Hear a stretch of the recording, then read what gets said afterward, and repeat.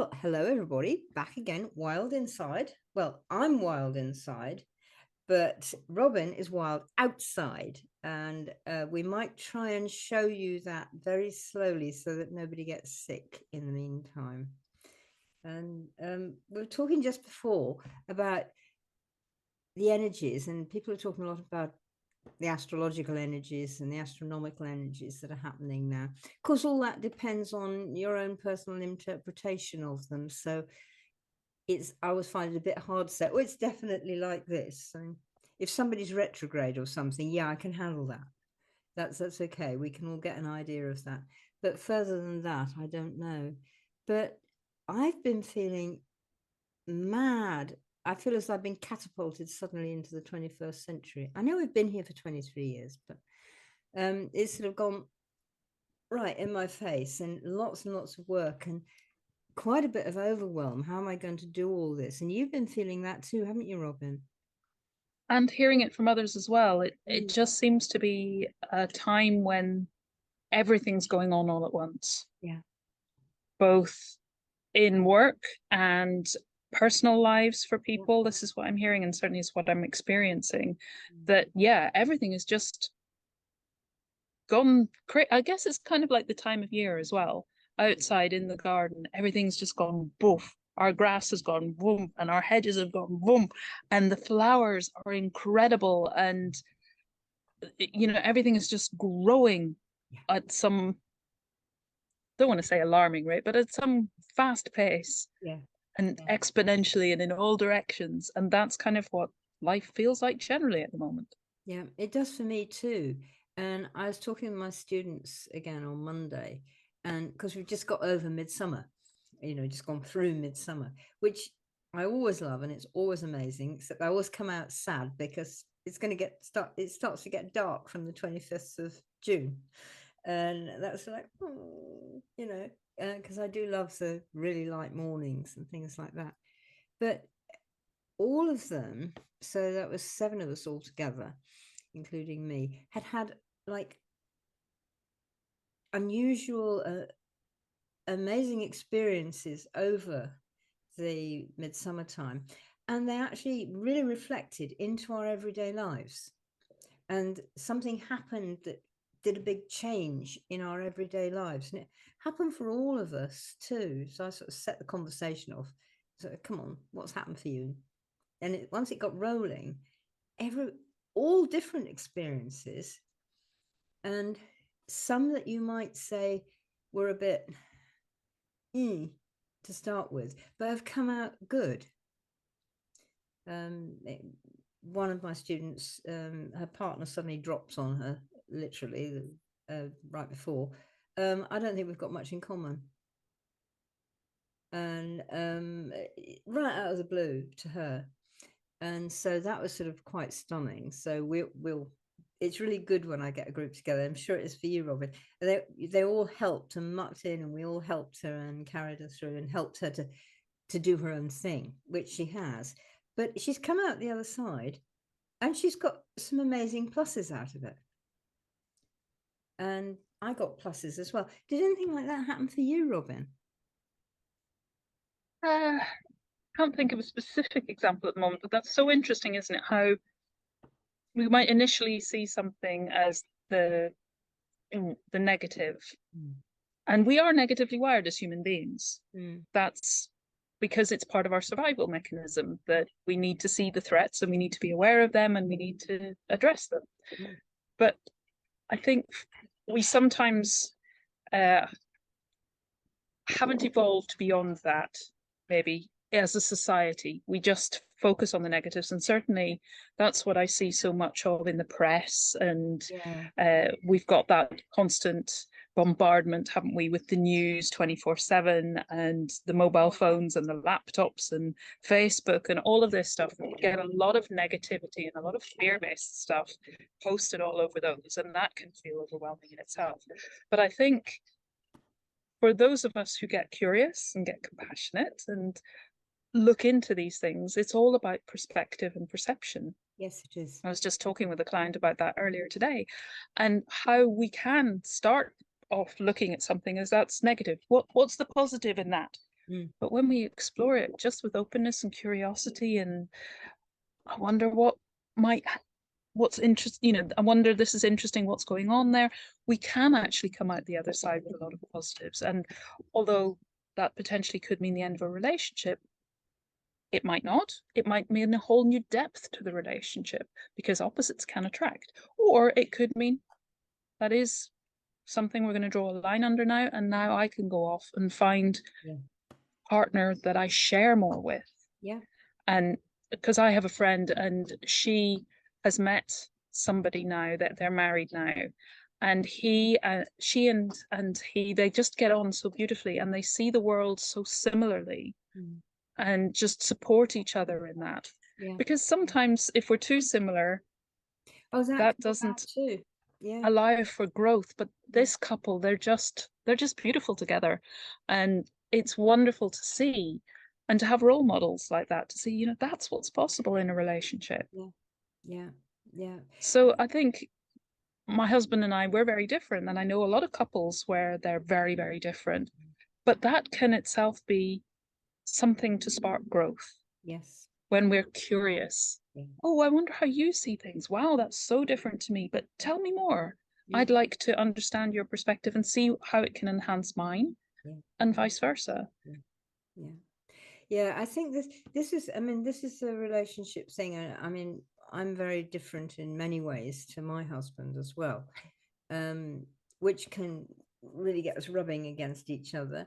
But it can also mean that I'd never have thought of it like that, from both of us, which is really good. I think in my student's problem was that she never she never got anything like that from her partner, because she's very alive and sparky and, hey, what about so and so? Oh, I hadn't thought about that. Have you tried this? And he was sort of like, oh yeah, all right. And sometimes she's telling us about it, say a year ago or something, and you think, God, it's a bit like living with a wet sponge. And Yeah. so I think it's probably good for both of them, because she's come out of it stronger and he hasn't yet, although he dropped it. He's actually gone down more. But I think having had their experience together and now coming apart may well be quite a sparky thing for them both to grow for. And change is always challenging, isn't it? Isn't it? Even if we've asked for it, Oh, even if we've made the decision, like damn, I didn't the, do the that. yeah, damn, is this what it actually means to Oh, to right. have No, I this give it. thing No, that no, I I give wanted? that back. No, Maybe I don't want it after all, or it's not what I expected. Yeah.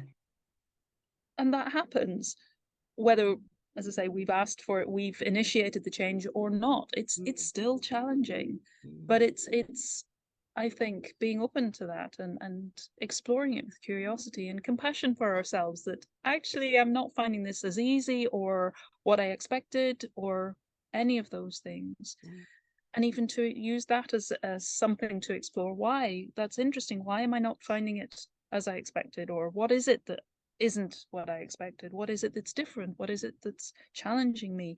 yeah, How do I respond to that? mm. Why do I respond in that way? What can I shift, or how can I flow more, or whatever? It's actually made me think of. I said, that we just passed through midsummer, and that it's a sort of sad time because everything's, there's going to be less light every day now until midwinter, and of course that's quite a big change for me. It always affects me very deeply. I come up to the last 3 days before we start going back again, or the sun starts going back again, and I'm there, oh, it's over, it's over, it's over, and it's such a loss to me. And that's my thing. That's where it is. And as you say, it makes me think, but I know, because I'm in a come October time, I shall be like, oh, I want to be in the dark. I want to be by the fire. I want to be indoors. I want to be seeing the bright January sky a bit later on, with full of stars, which is so different to the sky now. And if I don't lose the lovely midsummer sun, I can't have that. Yeah. But I still grieve for it every year. And that's okay. Mm. Because it is a loss. It is a bereavement, a grieving Yeah, sense. And that's historical as well, because our ancestors needed that light. We don't so much. We have electricity now, and we've had oil lamps and all those things. But years ago, centuries ago, millennia ago, we yeah, really, really needed that light. And it was how we told time. And, you know, it had a kind of a bigger significance in our calendar. And I feel the same when it comes up to midsummer. There's a part inside of me that's going, oh, but I remind myself when you were a child, you hadn't even started your summer holidays yet. no, exactly. Yeah. The best of the summer is yet to come, we hope. It's not always guaranteed in the UK, but the generally warmer, drier weather comes Yes. comes during the summer Yes. holidays, Mm. and that's yet to come. We've got another July, August, probably September. September has September, been pretty October good this of the last few year. years. Yeah. That's a Mm. whole 3 months. And by then it's ready to go into October and the Yeah. inner world anyway. Yeah. Yeah. But yes, it's that just supporting ourselves through that little hump. Yeah. And I think to celebrate it, because I'm in midsummer, the longest day, I mean the celebrations that go on now, even in the 20th, 21st century, there are lots of midsummer celebrations. And even if it's a little personal neighborhood party or barbecue or something like that, we do celebrate that loveliness. We do celebrate that longest day. And then, and we move into the next part of life. But I think these changes, and people notice the sun changes, like midsummer, midwinter, and the two equinoxes. They probably notice them more than the other four that I celebrate a lot. And they're so useful. I love having the 8 seasons of the year. And you come out of midwinter and everybody just feels, the beginning of January and the first couple of weeks of January, it's so often we get this sort of down feeling. And then I look forward to the 1st of February, which is Imbolc, which is one of our quarter days. And I think snowdrops. It's going to be snowdrops, because snowdrops are 1st of February and they'll always come around then still. And it's like, there's the first one just sticking up. And it's almost like you get a sort of hope thing happen to you. It's that sense of promise, isn't it? Which is what Imbolc is all about. Yeah. That holding just about to burst forth. Yeah. We're ready. We're down in the roots. We're down in the ground. We're working on this, and then, woo, here I come. And perhaps for me, I wish we did work with the seasons and work with the light and everything much more. I think we'd be a lot happier. I do. I don't live in a town though any more than you do, so we're not sort of suffering traffic and street lamps all the time. But I mean, I wake up with the dawn, and I start getting drowsy when it's dusk.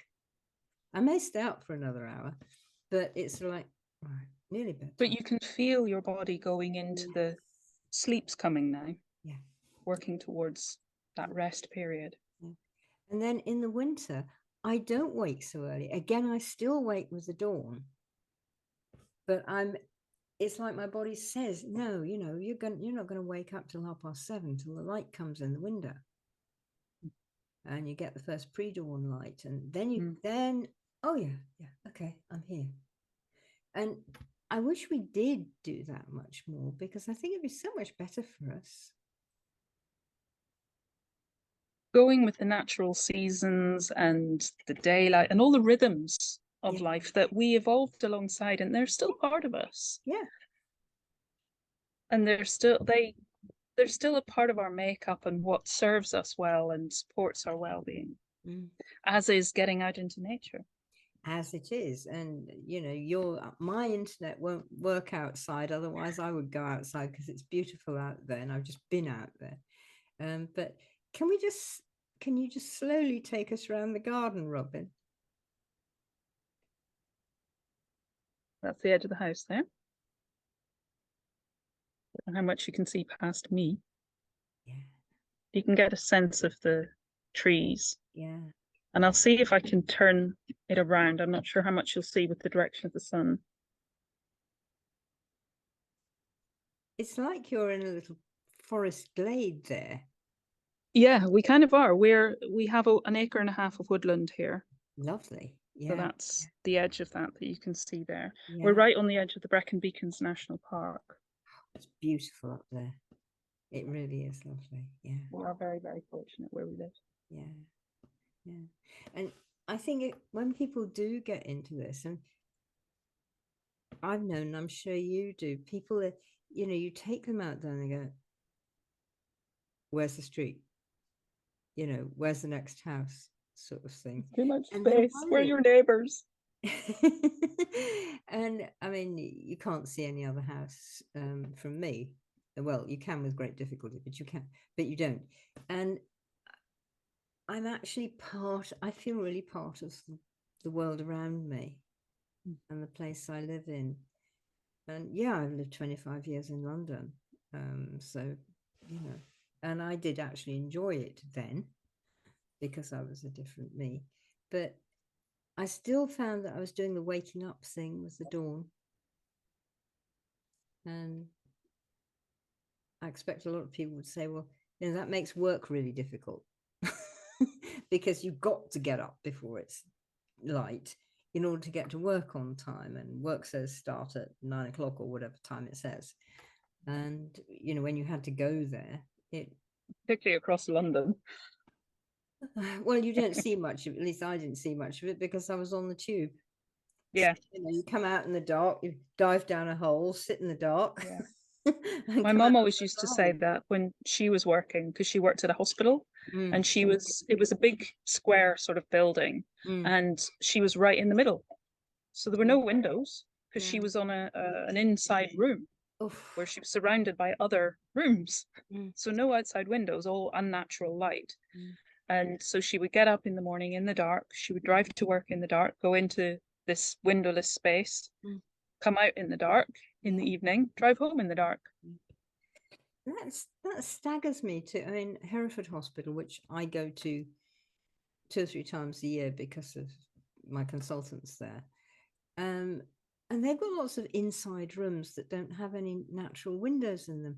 And it's sort of like, why are you building hospitals with no windows? And I don't know whether it was the same for her, but in Hereford, they've got lovely long corridors that you used to walk down that have floor to ceiling picture windows with a bit of garden outside, and all it is a corridor. Well, we could have managed a corridor in the dark. Why aren't those windows for the patients who need the light, who need for the doctor's consulting? So you're going in there for, you know, whether it's an ingrowing toenail or oncology or something, you don't want to be sitting in the dark. I mean, my consultant has a room that has no windows. And I'm going in there talking about, you know, whatever's wrong with me or right with me or whatever. But it would be so much nicer if we had a feel that we were still connected with the outside and I wasn't sort of 200 feet underground, which I might as well be. Yeah. And you think these are people who they need their well-being and their vitality more, Yeah, most of all. yeah, They are the ones with the highest need of that. yeah. So why are we doing things that Away from deplete that?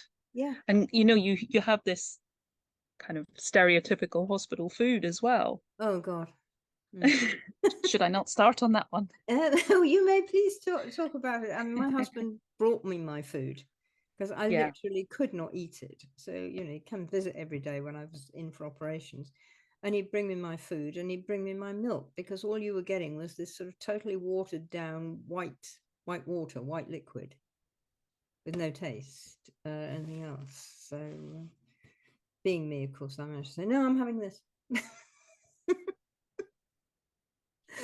But yeah, hospital food doesn't help you. By and large, there are exceptions, Mm. but generally speaking, it's not that fresh. No. And it's difficult. I know there are challenges when you have to cater for a large number of people. It's always challenging because weddings are the same. Wedding food sometimes, by the time it gets to the last table or it's overcooked or whatever. Mm. I've been to some great weddings. That's not to say it's always the Yeah. case, but when it's a large number of people, and you have to travel that food some distance because the wards aren't right next to the kitchen, Mm. it is a challenge. Mm. But still, I'm sure there are ways to improve it. And I Oh, know they've done projects on that because there have been television programs where they've explored it. yeah. And who's the amazing Cockney bloke chef? Because I don't watch. It's uh, not Jamie Oliver, or Jamie I don't. Oliver. It was. It must have been 15 years ago.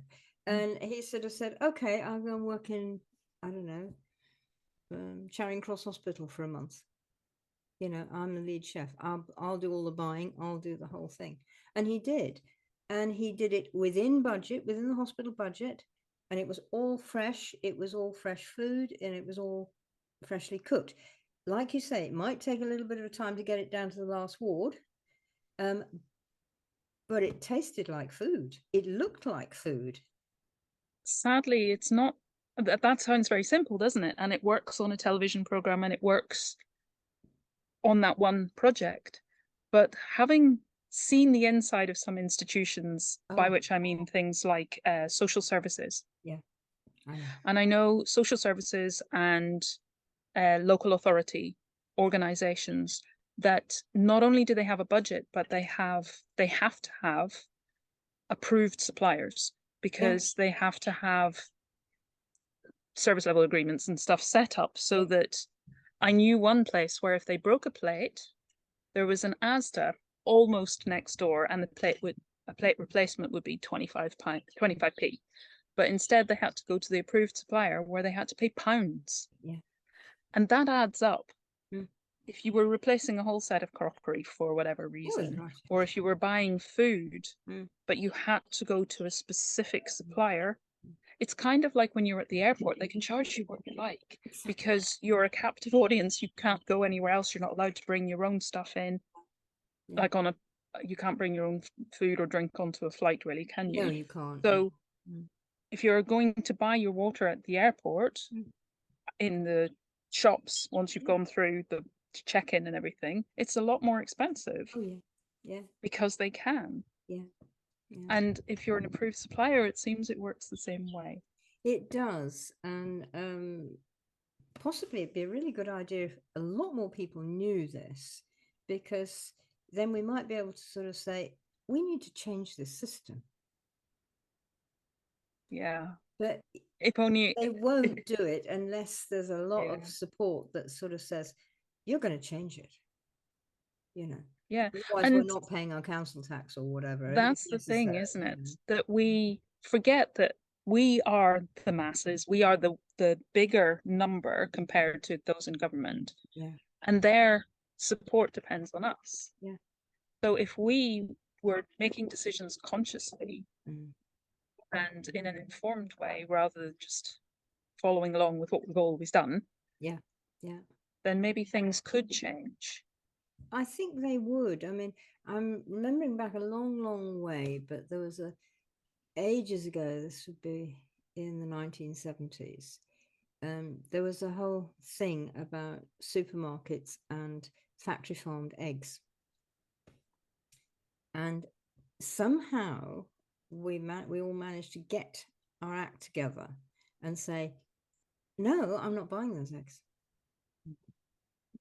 And that's all it takes. Yeah. It's like with the end of, I know it hasn't completely finished, but the end of slavery Mm. was a small minority. And there's a number, square root of 1 or something, I can't remember what it's called, but a specific number. And that's all you need. It's not that many, really. No. And then you can just get a critical mass. Yeah. Once everybody, well, it doesn't have to be everybody, but once a certain number of people say, right, I'm not buying those eggs, I Yeah. want these kind of eggs, Yeah. Yeah. And it makes me think, you were talking before about getting up with the dawn and Oh going to yeah. bed at dusk, and now talking about paying our council tax. The good life Yeah. was ahead of its time in many Wasn't it? ways.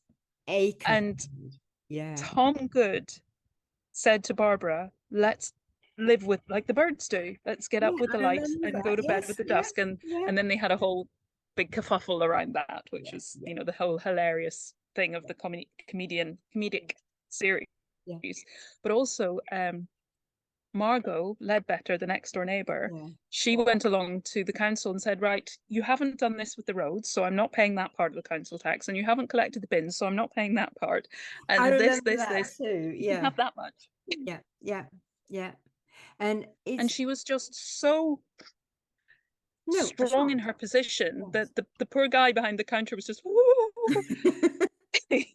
he couldn't talk back against what she'd said because she made a very good Yeah, stated her position so clearly. she did. And somehow or another, I think we've really got to get to being like Margot again and sort of saying, no, it's not happening. And no, I'm not going along with it. And no, you can spout as much waffle at me as you like and excuses. The answer is no. And come back with the old phrase, what part of no is it you don't understand? It's that thing of assertiveness is just being, I'm going to state my case and I'm not going to get upset about it. I'm just going to state it. How it is. Hmm. Yeah, And that is how it is. yeah. And no matter how many times you tell me your story, Mm, I know it's a story, mm, I'm going to tell you my truth. mm. Because if it's an institution, it is a story. Oh, it is. Yes. And if it's a bod behind a desk like that poor guy was, it's something they've been told to say. Yeah. It's not them, it's the No. institution. Yeah. Yeah. It is. And if he doesn't say that, he's out of a job.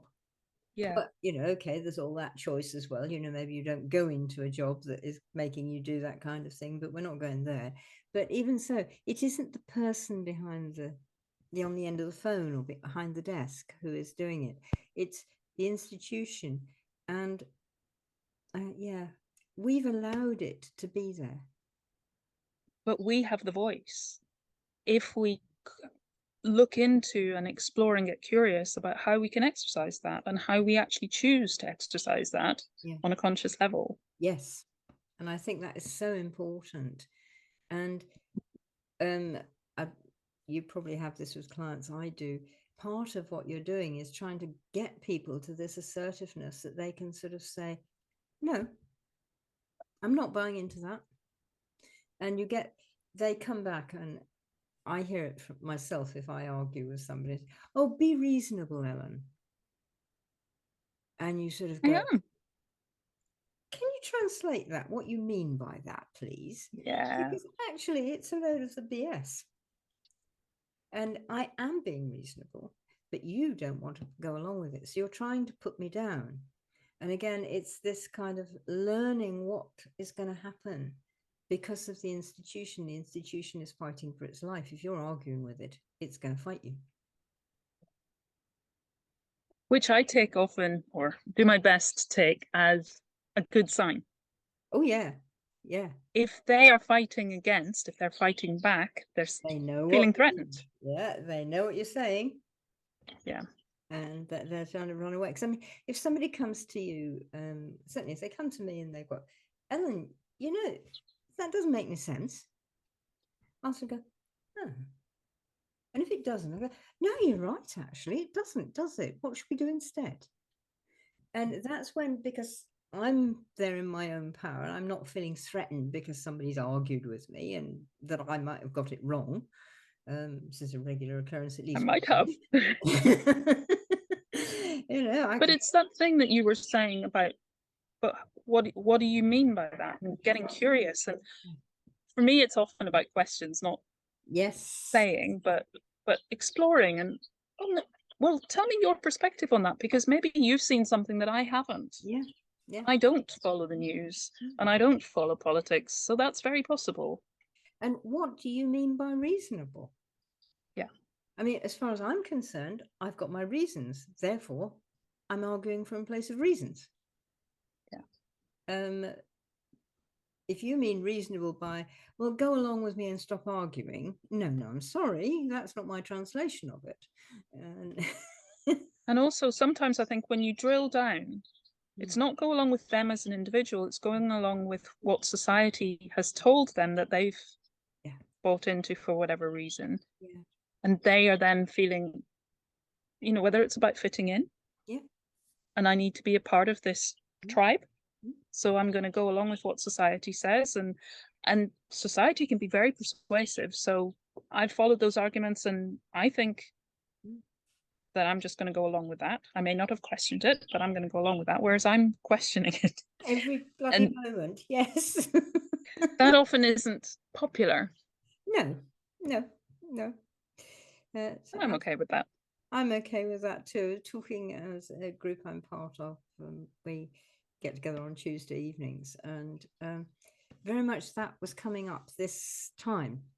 That so you don't agree with somebody, well, say so, because it will spark a lot of conversation. This is a group of people who are largely up for that, Yeah, and because it depends on how you do it, doesn't it? It it doesn't. You don't does. have to be confrontational. No, you You say, can no, just. I'm I don't sorry, see it that I'm not way. getting that. Tell me Yeah, more. yeah. That no, I'm not with that. What did you mean? And let it come out, but actually be able to say, no, I'm not getting it. No, I don't buy that. What's the point of that, or whatever. Um, and being the other person being able to say, well, I'm seeing it like this. And as you said, something new comes up. Mm. Um, and if it's with a group of people who are used to questioning, it's lovely because they very often they all go, hey, actually, we need to do something completely different from what any of us have said. Yes, we need to go off on a completely different tangent. Absolutely. Da, da, da, da, da, da, da. Monty But Python, also, sorry. it's how we question, and sometimes those why questions can come across as quite confrontational. Yeah. So finding just gentle ways to, oh, that's really interesting. Can you tell me more about that? Mm. Or can you explain your perspective on that a bit more? Because I'm just not quite clear, or Sometimes the those sorts what, of saying questions. what instead of the why, rephrasing your sentence. So you're saying, what was that about? What happened there? What what what did you feel when you said that? What were you meaning? Because I'm not getting it. And the what isn't as confrontational. There's something about why. It's partly the tone. Why did you do that? And I mean, who hasn't been a child? And why did you do that, Ellen? Oh, yes. Shrink. And I think we need to consider that. And even instead of why did you do that, something like, well, what was your intention? Can you tell me a little bit more about that? What were you aiming for when you did that? Because when we can understand somebody's intention, we can see perhaps that there are similarities between us, Yeah, just they approached it differently. Their yeah, intention may have been very much the same yeah, or very similar. yeah, yeah. And that is so important, but it requires to get anybody to come out of their comfort zone, out of their shell, is really hard work, isn't it? Because what's out there? Is it you back to what's out there? Am I safe? Are there any tigers in the trees? And that's where, for me, it comes back to the safety, which is where being curious instead of confrontational can really help. Yeah, yeah, yeah.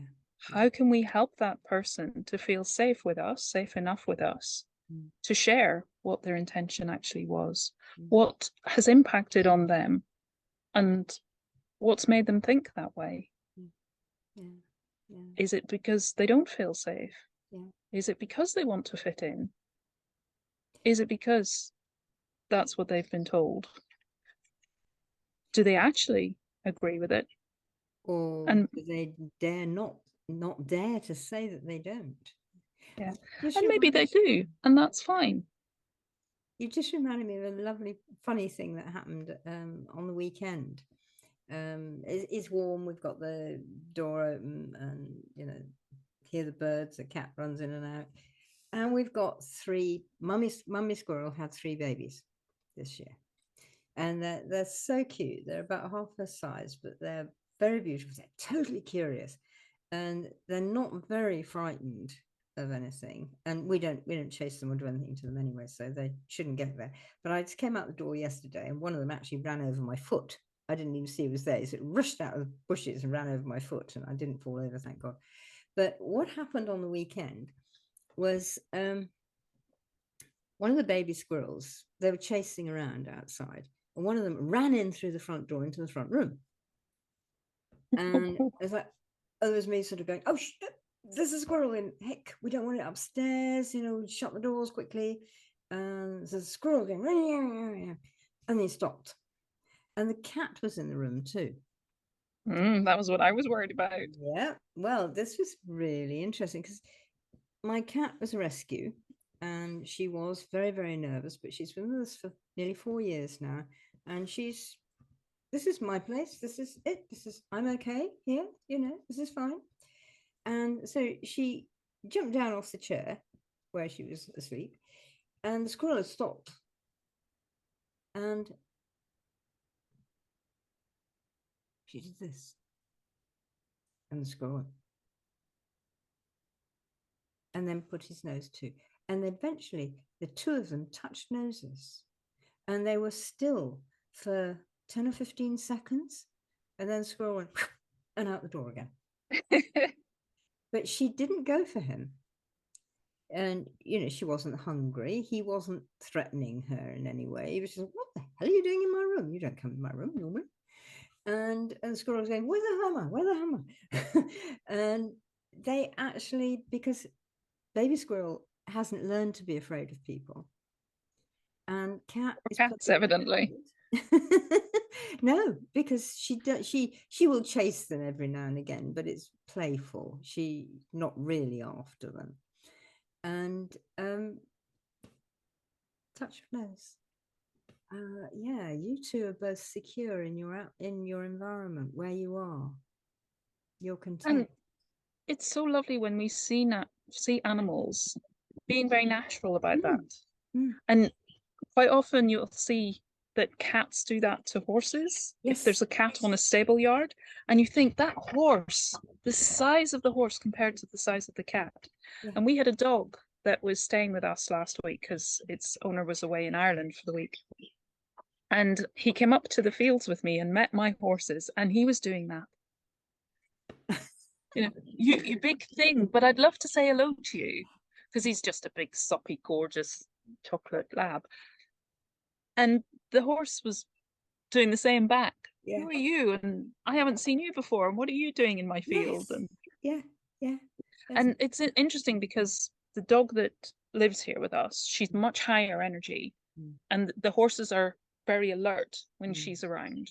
Whereas when this other dog was around, they were kind of like, you're fine, you're welcome, you're not doing anything that we feel is not necessarily threatening or challenging, but just, we have to be, because your energy is high, our energy is high. Exactly. But because his energy was low and gentle, and he was very grounded, so were they. Yeah. And that happens. And I mean, I know you have this with animals, and I do too. And you want to take the dog to the vet or something, and he or she doesn't like it, and you're worrying because the animal needs to go to the vet, but you mustn't show that. So you can end up with this tension inside you, which is actually worse. And you have to, if you can manage to do just before you even start, it can mean a bit of a process. I have to do this with the cat, so I'll drop myself right down, and then I can go along and I can touch. She doesn't like being picked up either. I can go along and get her, and I am so far down that she's in the crate before she's realized what's actually happening. And if I get it wrong, we've had it for the day. There's no cat. She's just disappeared. It's a famous thing amongst vets. They're people phoning up saying, sorry, I have to cancel my appointment because the cat's disappeared. Yeah, we know that. Yeah, used to that one. It is indeed. but it is very much this thing. I've helped people, you know, and they, oh, I can't make my dog do anything I want. I said, well, you stop trying to make it, it'd be a good start, but let's leave that one. And it's a lot that they're worrying, they're fussing, they're on it all the time. And it's like, come down, come down, come down. There And is no time pressure. There is no, it doesn't matter if they don't do it. no, no. Hold an intention, hold an image of what you'd like them to do and invite them to do it and make it fun. Yeah.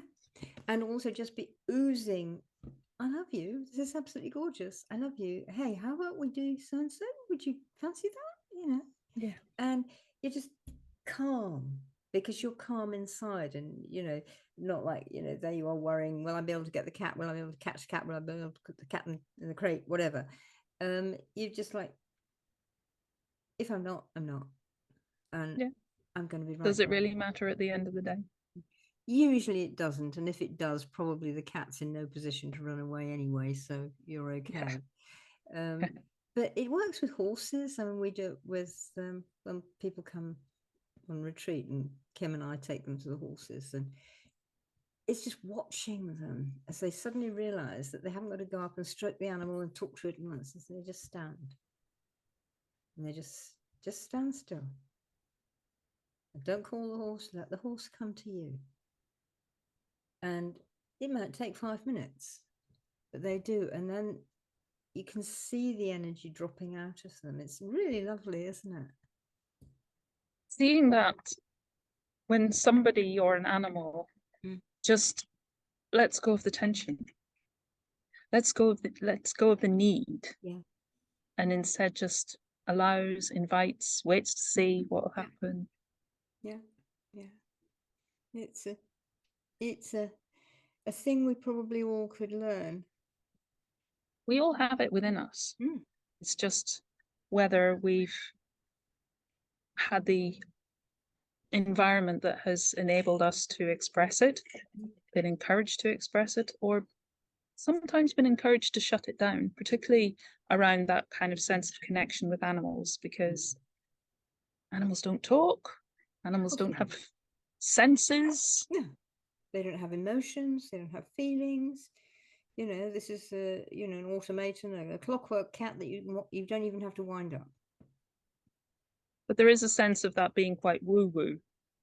And certainly my friend that I was talking about earlier with her husband, she was somebody who as a child communicated with animals very naturally and thought that everybody did it. Yes. But then over time and people reacting to her ability to do it, she realized that wasn't the case and that it was frowned upon and seen as being weird and even threatening and scary. So she learned how to turn it off. And she then realized this was impacting on her well-being. So she went on a journey to reconnect with it, which is what she's done. And now she's an amazing artist and she co-creates with the animal themselves. Has amazing work. But it's so interesting, isn't it? And we were talking about birds earlier, briefly before we went live as well. So in relation to that, we had a bit of an incident here this morning because a bird flew into the window of the door that was right next to me, and I heard this bang. It wasn't too loud. Bang, and then thud. So I very nervously, I didn't know what I was going to find, opened the door, and there was this bird lying, not looking too healthy at all. So I scooped it up. It was a beautiful great tit, and it was just kind of lying in my hands. And it was sort of opening and closing its beak and opening and closing its eyes on alternate sides. They weren't working together, they were working on alternate sides. So I just sat there and held this bird and shared love with it and sent healing to it. And over about 15 minutes, it very gradually started to kind of put itself back together. So it kind of straightened itself up a bit and its wings were still hanging slightly. So it put its wings on its back where they're designed to go. And then it kind of took a bit longer doing nothing. And then it put its head up and it kind of was doing these little kind of twitches, or something was like a buzz went through its body. And then it turned its head and looked up at me. and just stared at me for a good long period of time, and then just flew away. Yeah. Yeah. And it was just because I had concussion last year. I can't remember if I mentioned it here before, but one of the horses knocked me over, and I ended up having to go for a CT scan and all the rest of it. And I remembered what that was like. So I thought, you poor little thing, Yeah. you've obviously just given yourself quite a bash against that window. Mm.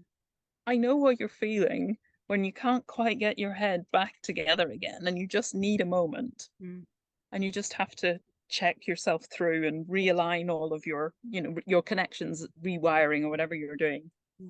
And that's fine. Just take whatever time you need. Yeah.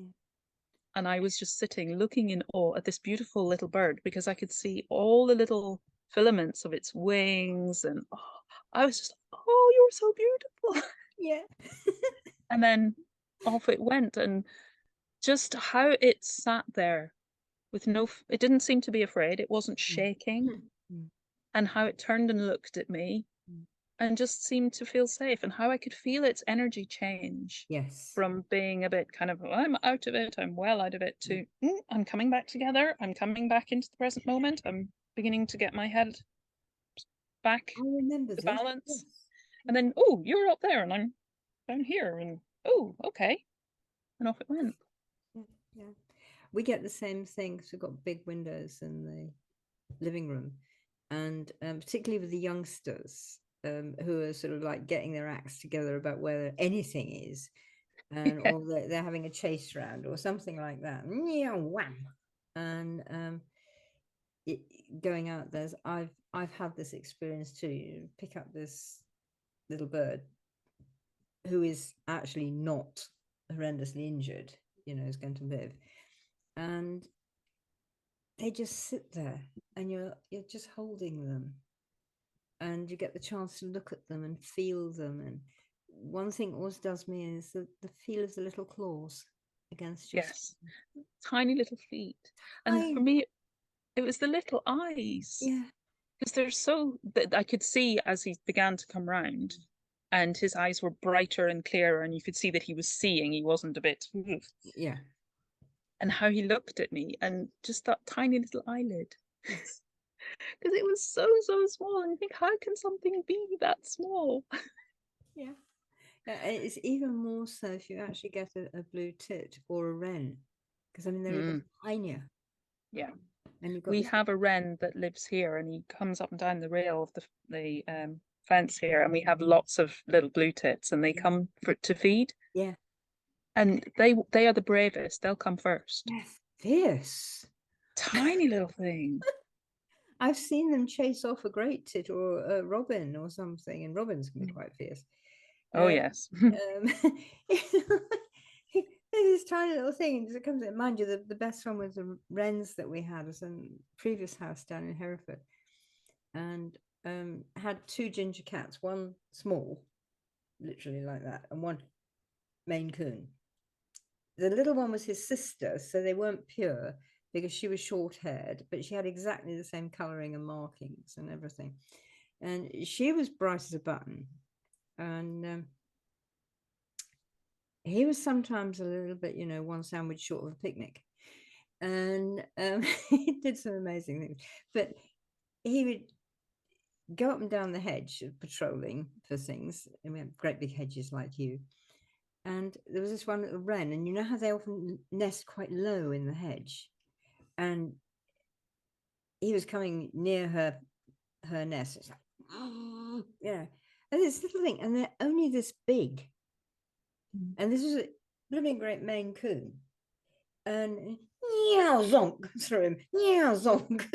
Oh my god, mum, I'm being dive stupid. bombed. And she's so brave. He wouldn't probably have had her. He's more likely to have her if she was bouncing around in front of him, because he'd sort of think that perhaps he should. But she was Yeah. so brave, because no, I don't care what. He must have been 50 times as big as her. At least in weight and mass as well, because they're so light, aren't they, little birds? Well, you hardly know you've got them, because I mean hollow bones and everything as well. Yeah. But no, they're wonderful. We've got a lot of babies around now, particularly the sparrows. They've fledged early, and they're just amazing, and they're completely nuts. I went into our barn yesterday and I discovered that we have a couple of nests there, those beautifully constructed mud nests. Yeah. And I hadn't noticed, I'd seen the bird go in and out, the parent go in and out, but hadn't noticed any activity from chicks or anything. And then I looked up and there are all these little heads with their beaks. You know the way the yellow beak, you just see this big gaping. Yeah.